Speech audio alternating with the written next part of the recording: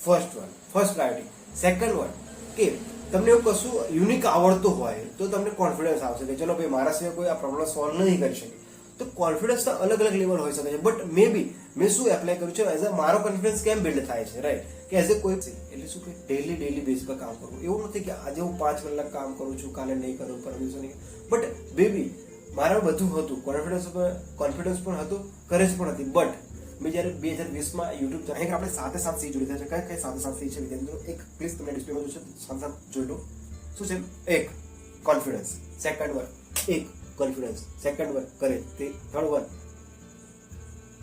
Consistency, four one concentration, 5 one character, છઠ્ઠું કયું છે? છઠ્ઠું કમિટમેન્ટ, સાતમું ક્રિએટિવિટી. તો આ સાથે સી એઝ એ ભેગા થઈને શું બને જીવનમાં એઝ એ ડાયમેન્શન બદલી નાખશે. તો વિદ્યાર્થી મિત્રો આ 7Cને ફોલો કરો જેથી કરીને તમારી એઝ પોતાનું જીવન બદલવાનો પ્રયત્ન કરો. કારણ કે તમે નહીં બદલાવો તો દુનિયા તમને નહીં શીખવાડે, રાઈટ? આ એક જ પ્રયાસ છે મારો કે આ શિક્ષણના ધંધાને એક જળમૂળમાંથી બંધ કરું. એકલો છું, કાપી છું. જય હિન્દ, જય ભારત.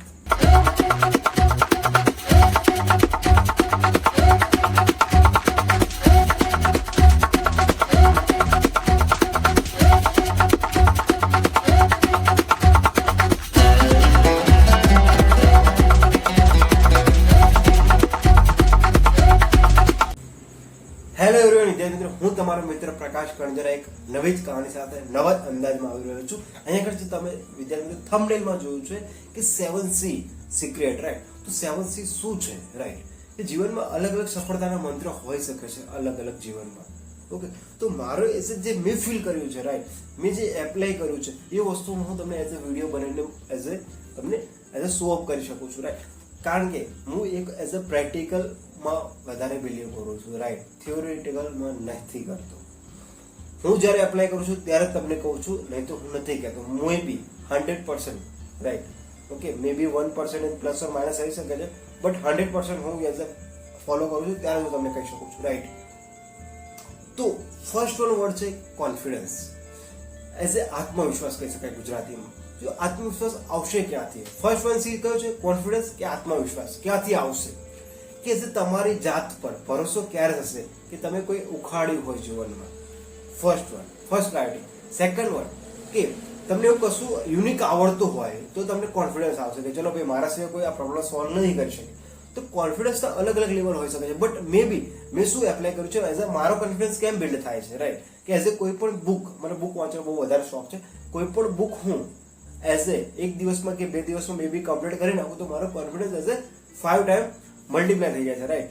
તો એવી જ રીતે અલગ અલગ ડાયમેન્શન હોઈ શકે છે અલગ અલગ પર્સનના, રાઈટ? તો વિદ્યાર્થી મિત્રો, તમે એઝ એ નોટ અને પેન લઈને બેસો કે એઝ એ તમે તમારા ડાયમેન્શન નક્કી કરો, right? How to decide your dimension are to develop as a confidence better than in your daily base, right? બીજો વર્ડ છે કરેજ, એટલે કે હિંમત. કોઈ પણ કામ કરવું હોય ને વિદ્યાર્થી મિત્રો, જીગર જોઈએ. નથી કહેતા? જીગર જોઈએ કામ કરવા. જીગર એટલે શું કે હિંમત એટલે શું કહેવાય છે? Courage, right? સેકન્ડ વન કયો છે? Second one. ફર્સ્ટ વન હતો કોન્ફિડન્સ, સેકન્ડ વન છે કરેજ. તો કોઈ પણ કામ કરવું હોય તેમાં હિંમત જોઈએ, રાઈટ? મેં આટલું મોટું એક અભિયાન, સૂરજનો પ્રકાશ કરીને અભિયાન છે, પુસ્તક સેતુ જેવો અભિયાન છે. એઝ એ કોઈ પણ જરૂરિયાતમંદ વિદ્યાર્થીઓ મિત્રોને હું પુસ્તક પ્રોવાઈડ કરી આપું એઝ એ ગ્રુપમાં થઈને. તો ઘણા બધા અભિયાન લોન્ચ કર્યા બાદ કે એક હિંમત હોવી જોઈએ કે આટલી બધી કોન્ટ્રોવર્સીમાં પણ આપણે જીવવાનું છે, આટલી બધી એઝ એ કોમ્પિટિશનમાં પણ આપણે શું કરવાનું છે? જીવવાનું છે, વિદ્યાર્થી મિત્રો. તો આટલી બધી કોમ્પિટિશન, આટલી બધી એઝ એ કોન્ટ્રોવર્સીમાં જીવવાનું છે તો આપણે પાસે શું હોવું જોઈએ? કરેજ હોવી જોઈએ. તો કરેજ ક્યાંથી, હિંમત ક્યાંથી આવશે? કે તે તમારા ઉપર 100% કોન્ફિડન્સમાં કામ કર્યું હશે, તમે પછી કોન્ફિડન્સથી સેકન્ડ સ્ટેજ પર જશો એટલે કે કરેજ આવશે, અને કરેજ તમે બિલ્ડ કરી લેશો એટલે કે તમારામાં હિંમત આવશે. તો શું થશે કે તમારું કામ જે પણ કરો છો તમે એમાં શું કરશો? તમે પોતાનું 100% આપશો, રાઈટ? મને એઝ એ હિંમત ક્યાંથી આવે કે એજ્યુકેશન જે બિઝનેસ ચાલુ રહ્યો છે, રાઈટ? તો શું લૂંટવાના ધંધા કરે છે વાલીઓ પાસેથી, school as a tuition class. But maybe મારો એક પ્રહાર છે કે એઝ એ આ એજ્યુકેશન સિસ્ટમમાં જે ડ્રોબેક છે એને પણ હું શું કરું છું? એઝ એ ડિમોલિશ કરી નાખું, રાઈટ? તો અહીંયા આગળ આપણો ફર્સ્ટ વન કયો બની ગયો છે? કોન્ફિડન્સ. સેકન્ડ વન છે કરેજ. થર્ડ વન કયો આવશે? કન્સિસ્ટન્સી.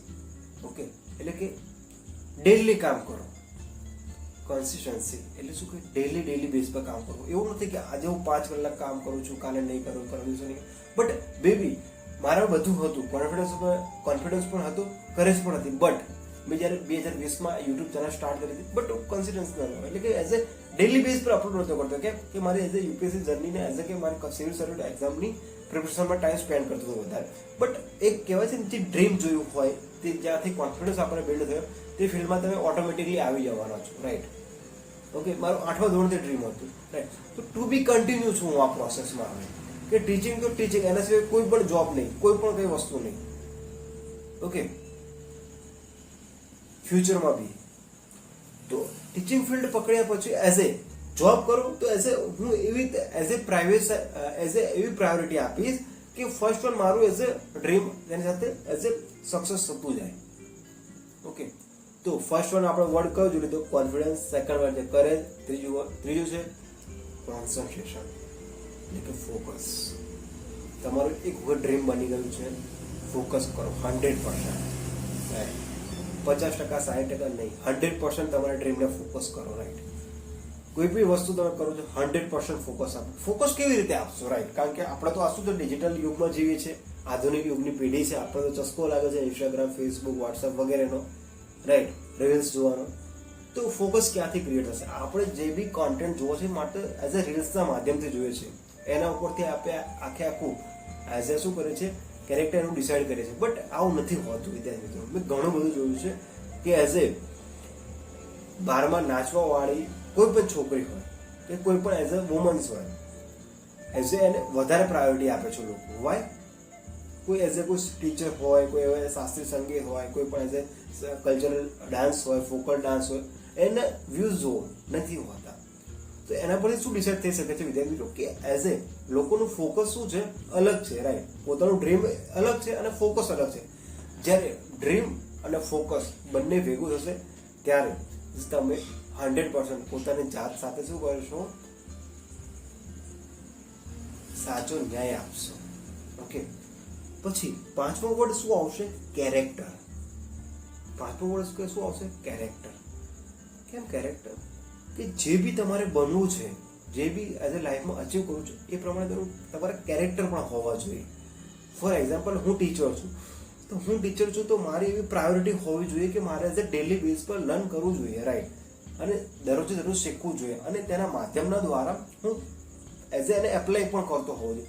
તો એવું મારું કેરેક્ટર છે કે ચલો હું આ વસ્તુ નહીં જ કરું. હવે ફોર એક્ઝામ્પલ, હું એઝ એ કરપ્શન નહીં કરું, એક એઝ એ મારી મોનોપોલી માની લો કે એઝ એ મારું મેન્ટલી માન લો, રાઈટ? તો હું નહીં કરું તો નહીં જ કરું, રાઈટ? એ મારું શું છે? એઝ એ કેરેક્ટર છે, રાઈટ? મારું કેરેક્ટર છે કે એઝ એ કે કમ્યુનિકેશન સ્કિલમાં બેટર છું, તો મારું કેરેક્ટર છે કે કોઈ પણ મને 5 મિનિટ આપે, હું એની સાથે વાત ઇઝીલી કરી શકું છું, રાઈટ?